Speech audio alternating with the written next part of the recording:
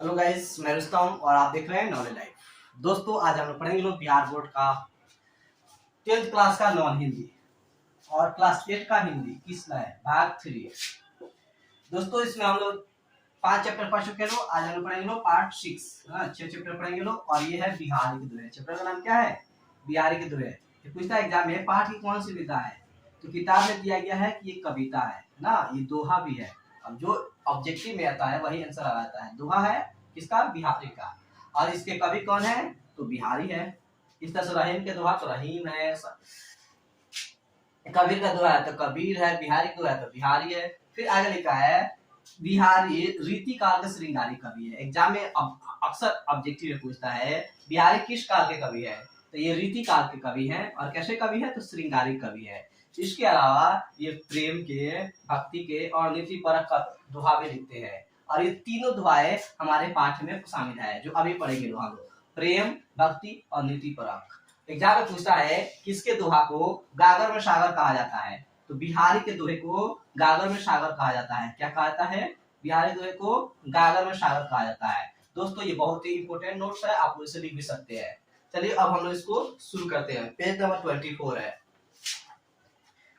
सबसे पहले हम लोग इसका देश से पढ़ेंगे जो पीले ब्रैकेट में लिखा गया है। लिखा है रीति काल के प्रतिष्ठित श्रृंगारी कवि बिहारी के दोहे गागर में सागर है। यानी इनके दोहे को गागर में सागर कहा जाता है और ये रीति काल के श्रृंगारी कवि हैं। वैसे तो बिहारी प्रेम के कवि के रूप में प्रतिष्ठित है, पर उनके भक्ति और नीति परक दोहों को भी व्यापक लोकप्रियता मिली है। यानी कि एक साथ इनके दोहे को 3 तरह से लोकप्रियता मिली है ना। प्रेम के दोहा भी लिखते हैं, भक्ति के दोहा लिखते हैं और नीति परक दोहा भी लिखते हैं। इस पाठ में उनके द्वारा रचित तीनों तरह के दोहे शामिल है। यानी कि अब अभी जो पढ़ेंगे लोग उस दोहा में तीनों तरह के दोहा को पढ़ेंगे। और सबसे पहला दोहा है मेरी भव बाधा हरौ राधा नागरी सोए, जा तन की झाई परे श्यामु हरित दूती हुए। अर्थात कवि कहते हैं कि श्री कृष्ण राधा के पास जाते हैं, कहते हैं ए राधा, मेरी सारी संसार की बाधा हर लो, यानी जो कष्ट है उसे हर लो, क्योंकि मैं जब भी तुम्हारे पास आता हूँ तुम इतनी गोरी हो, इतनी खूबसूरती हो, ताकि तुम्हारे छाया में आकर के मैं श्याम हो जाता हूँ, यानी काला दिखाई देता हूँ। यानी कृष्ण को राधा से ये शिकायत है कि वह काले क्यों है और राधा गोरी है। दूसरा दोहा है जब माला छापे तिलक सरय न एक कामू, मन कांचय नाचय बिरथा साचय राचय रामू। अर्थात इसमें बिहारी साहब कहते हैं कि माला जपने से, तिलक लगाने से कोई भी काम नहीं होने वाला है। अगर आपका मन कच्चा है ना, कच्चे मन से आप ईश्वर की प्राप्ति करना चाहते हैं तो सब व्यर्थ हो जाएगा, क्योंकि सच्चे मन से जो प्रार्थना करता है उसे ही ईश्वर और राम मिलते हैं। इसी तरह से तीसरे दोहा है बतरस लालच लाल की मुरली धरी लुकाई, सुख करे भव हनु हसय, दैन कटे कहे न जाई।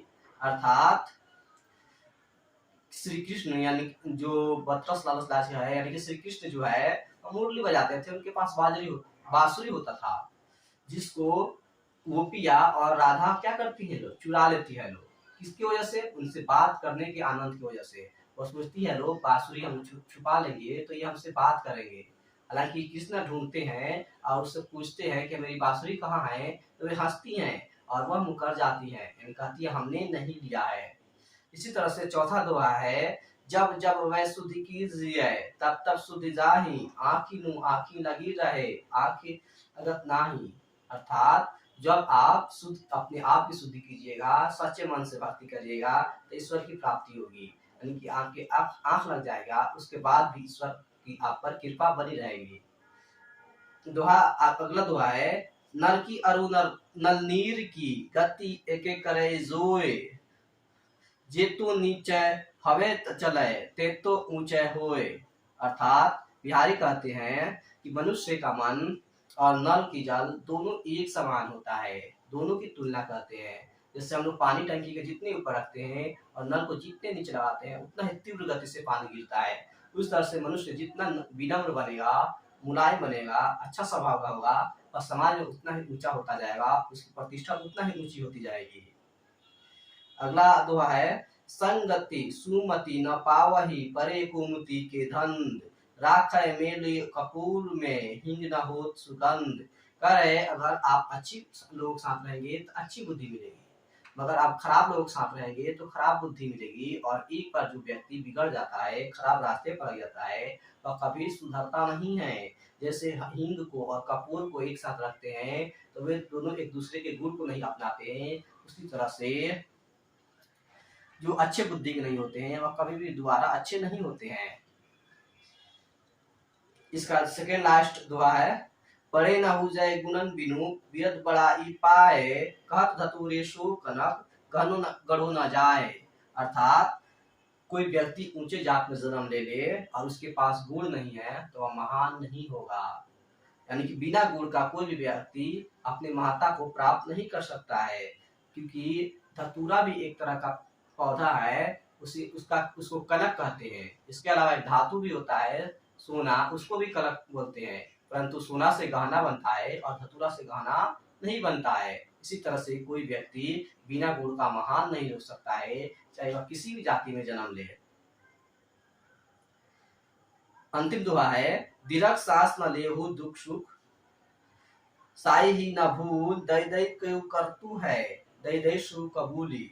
अर्थात हमें दुख आने पर, मुसीबत आने पर घबराने नहीं चाहिए, लंबी सांस नहीं लेने चाहिए। जिस तरह से हम लोग सुख में ईश्वर को, और इसी तरह से हमें सुख में ईश्वर को नहीं भूलने चाहिए। यानी कि सुख और दुख को समान रूप से स्वीकार करने चाहिए, ना तो दुख में उतारने चाहिए और ना ही सुख में मतलब इतराने चाहिए।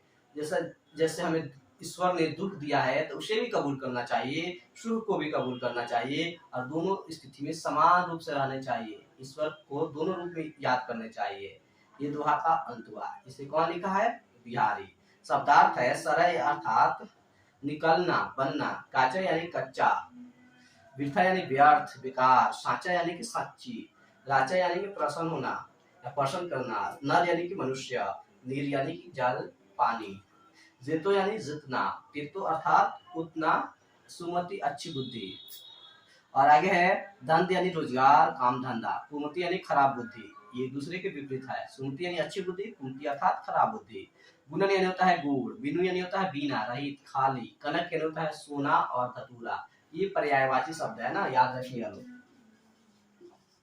कनक का अर्थ क्या होता है? सोना। ये धातु है, और होता है धतूरा। ये एक पौधा, ये क्या है? धातु, और ये क्या है? पौधा।